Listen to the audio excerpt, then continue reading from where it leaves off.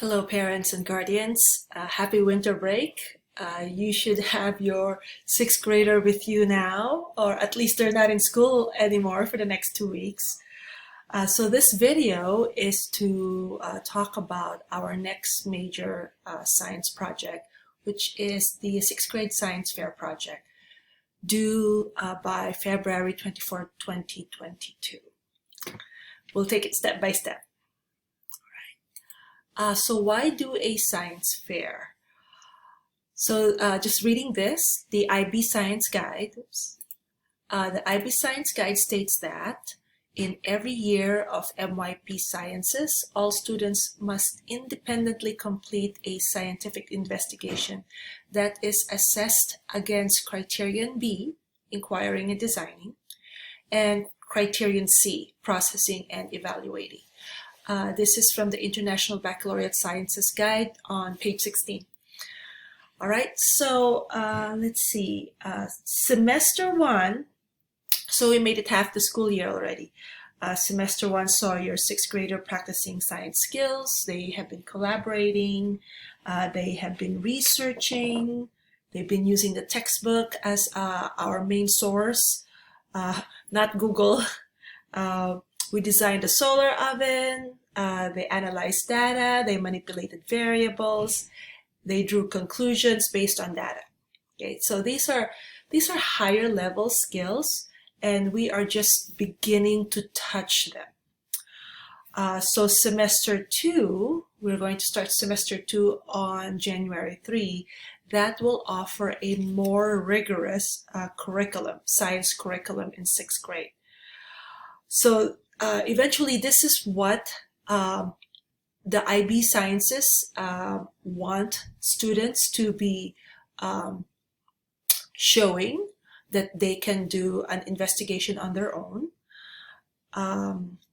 So there is a lot to unpack with these criteria. And your sixth grader are just starting to become familiar with it. It's the first time they've seen it semester 1. We will continue doing it in semester 2.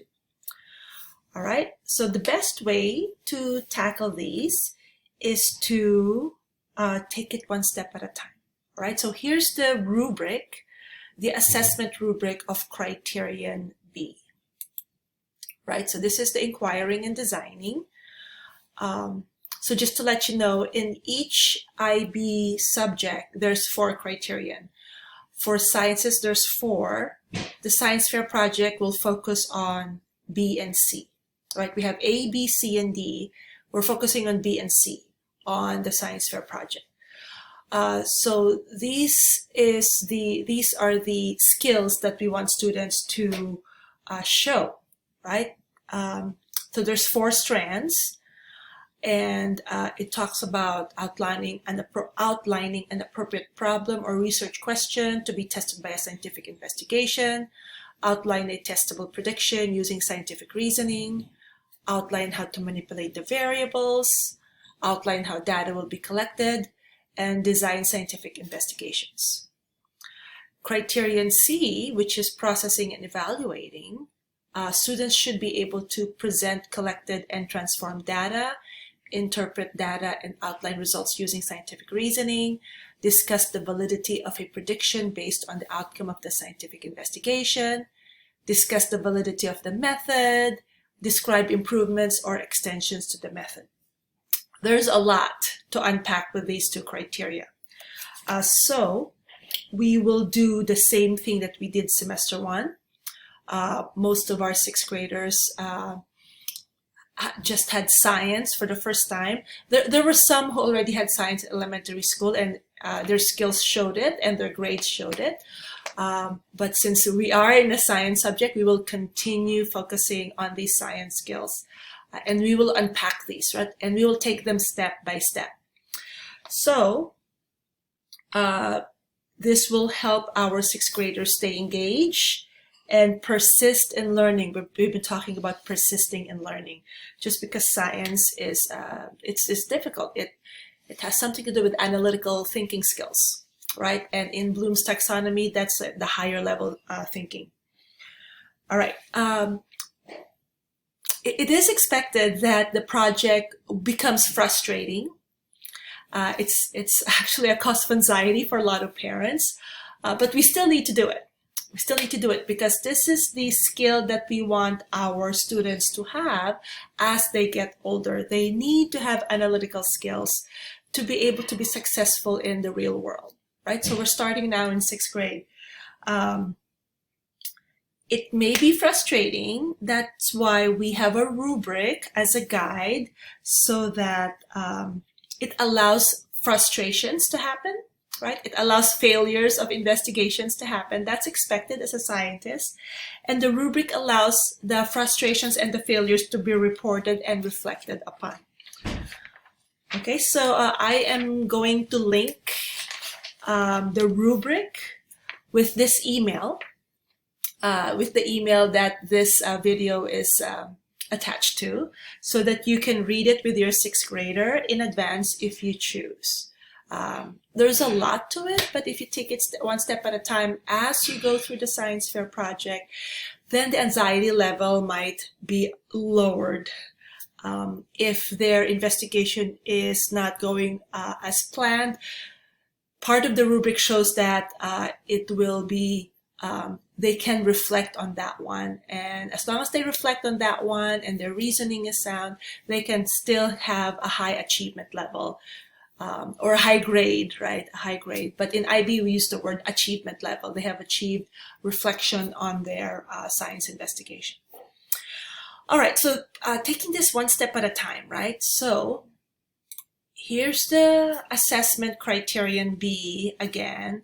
And the ones in red are the assessments or the activities that we'll be doing due by a certain date.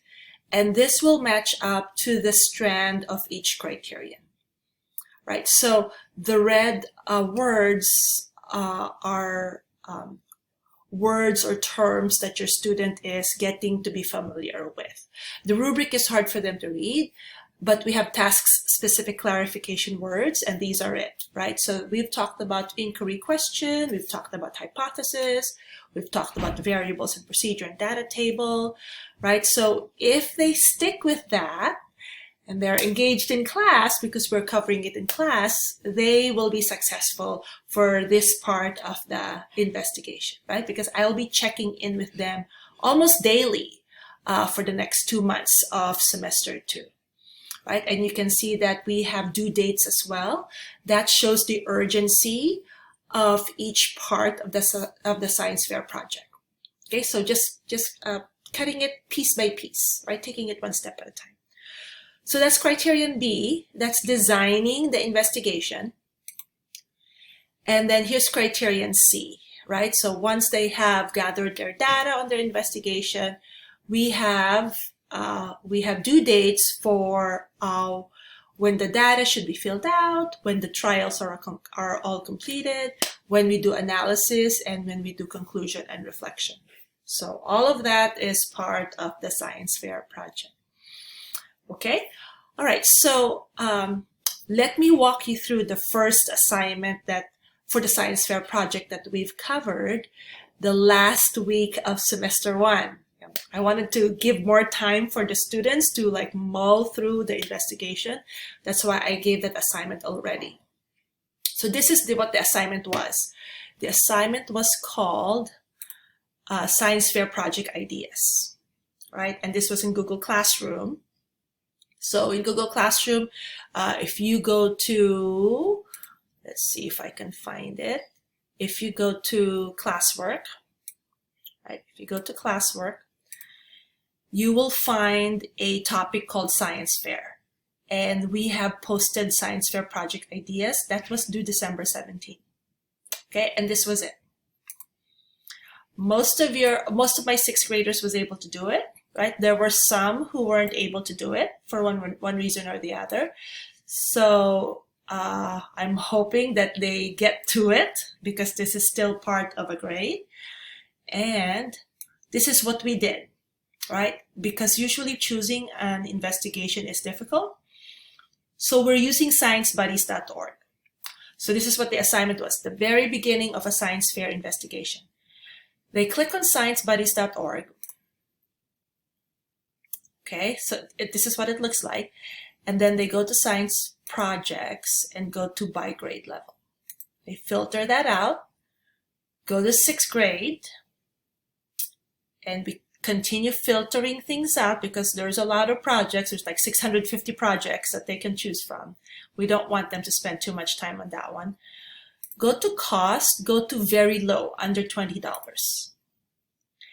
And then also go to materials which are readily available.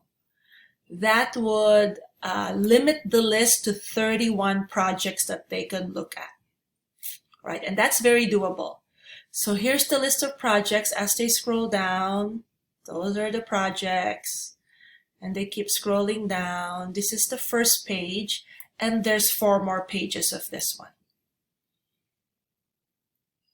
Okay, and it will be useful if they go through all 4 pages. All right. Okay, so their next step after looking at all 4 pages is to choose 5, right? So going back to the Google Doc, they have to complete the orange boxes. All right, so I'm asking for them to choose 5, and the way they're going to choose it is if they want to choose this one, for example, I want them to copy this, highlight this, and copy, Control-C, and then go back to their Google Doc, go into an orange box, and Control-V. That allows for the link to be attached to the title. That way, when they come back into the classroom in 2 weeks, they don't have to spend time looking for their investigation. They go straight to the Google Doc, and they just click on that one. Okay, so I want 5 different projects that they're interested in, right? So for example, I'll go here and I will copy it again, Control-C, and then I go back here and I go Control-V. Okay, so I'm going to add 3 more. All right, so I've already copied 5 altogether. Next step is out of this 5 projects, choose one that is doable. Some of the students already chose one, and I checked it, and it looks like it's doable, but please double check it because they will be doing this investigation at home, right? They're not going to do it at school. So they'll do it in their investigation at home to see how independently they can carry out an investigation, to see if they can read the instructions and that they can carry it out. So choose one that is doable. All right. Oh, I chose one. I duplicated one. But anyway, I'm going to choose this one. I'm going to choose number 1. Control-C, and I'm going to put it here. Oops, that's not the one I wanted. Okay, so I'm going to go Control-C, copy, and let's see if this works. Okay, so I want to choose this one. So now, looking at this, to help me research this one, I will have to answer these things, right? The areas of science, the difficulty, the time required, and so on. To find the answer to these, I click on this, I go back to sciencebuddies.org, and I clicked on the summary. And the summary should have all the answers that I need for this one. So all I have to do now is copy it.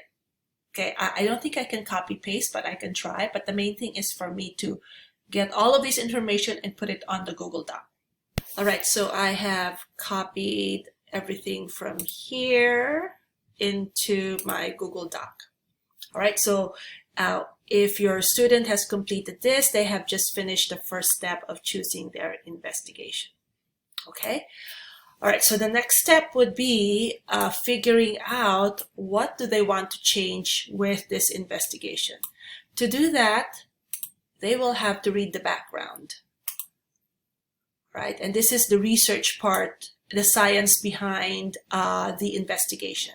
Okay, so they will have to read that, and then they will have to read the materials and procedure, and here's something that could help them to make it your own. That's how they can figure out, here's some ideas on how to figure out the variables, what they can change and what they can measure. All right, there's a lot, so we'll take it one step at a time.